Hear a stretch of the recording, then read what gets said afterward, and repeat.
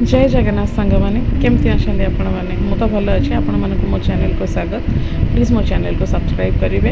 आज मुझे तैयारी करी मूला पराठा बेसिकली कह मो बापा मत शिखे कारण मूला एमती आम मैंने खाया पसंद करूनी बापा से जो जॉब रु छुट्टी रे आसुले बाबा कहले आस गोटे भल जिनसटे करके शिखेबी तते सेटा होची मूला पराठा। तो मूला पराठा करिया को हेले मु नेइथिली गोटे मूला छोट अदा टिके नेइथिली 7-8टा नेइथिली रसुण 2टा पियाज गोटे टमाटर।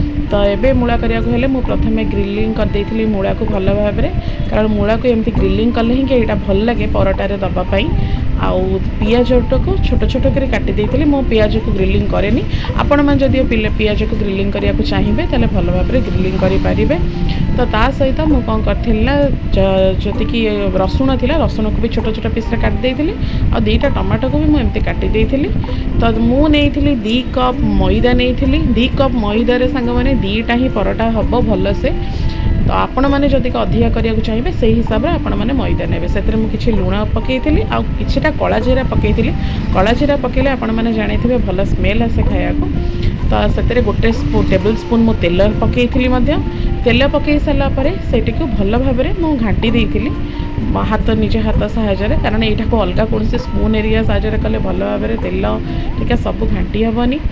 तो घाटी देला मुझे प्रथम देखी ये जिनसटा हाथ माने तेलटा मिसीगला आपण के माने केमी जानबे तेलटा ठीक से मिसिला ना नाई बोली तेलटा को मुठा करी धरिबे जदि मुठा होइकी रहिला मैदाटा ताले आपण माने जानबे जे तेल मिसीगलानी। तो सेतरे मु पानी पकईली पानी पकई सारा पर सेटा को भल भाव में रखी साइड एबे मु करेटी बसईली गैस रे करेटी बसैला से कौन करी ना करेटी बहुत जोर ताती होता एक्चुअली। तो से मुझे 2 टेबल स्पून तेल पकई तेल पकईला टिके पकई जीरा सोरिष हरिका टिके पकई एबे पियाज और रसुण को जो काटिकी रखी पियाज रसुण को भल भाव में से पकईदेली पकई सारापर गैस टी स्लो करी ही करी से बहुत जोर गैस दे देती धुआं उठुला।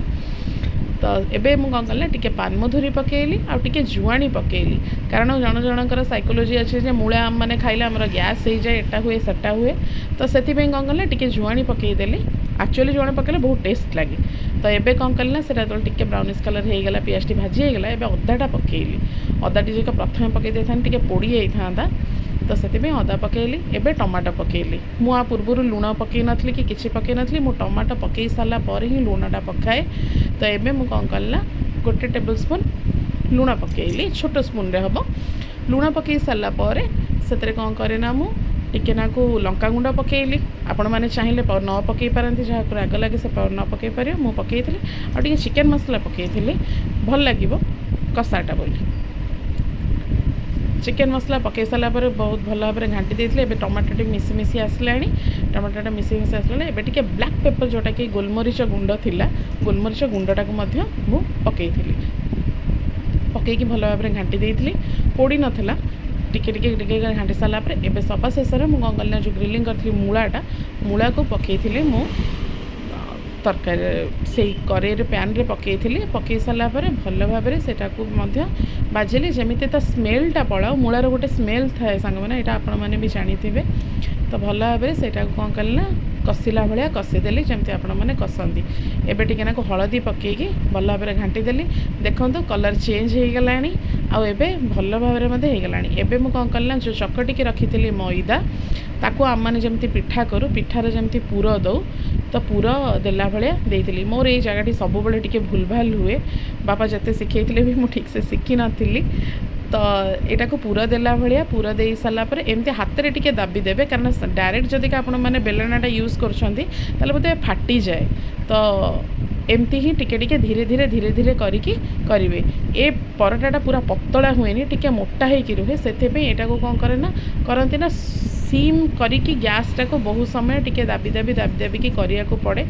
एबे आउ गोटे जो थिला रखी मैदा चकटा 2टा भाग कर देइथिली गोटे भागरे गोटे पराठा करदेली आउ गोटे भागरे एइटा गोटे पराठा मध्य छोट पराठाटी मु कली सेमती बेली बेली बेली बेली